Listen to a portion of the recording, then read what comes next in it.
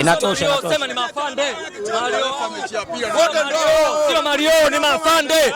Mario, tukanacheza na mafande.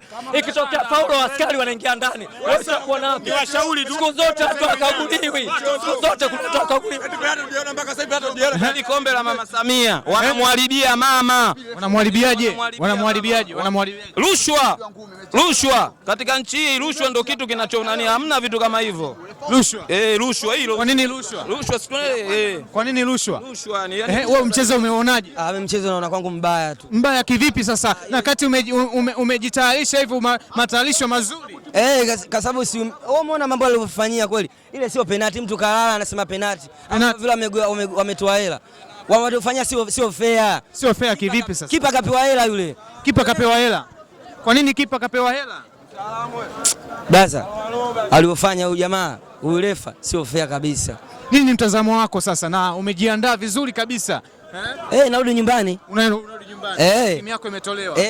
Imetolewa kwa dhuluma. Inawezekana imetolewa kwa imeshindwa kucheza mpira vizuri. Imecheza mpira si umeona pale? Mpira tumecheza mpira. Mpira umecheza. Wewe usifikisa, shida iko wapi? Katoa hela Mario. Katoa hela. Sasa kumbe ile penalty. Ulikuwepo lakini wakati anatoa hela. Siwezi kuwepo. Lakini alivyofanya sisi sio fair.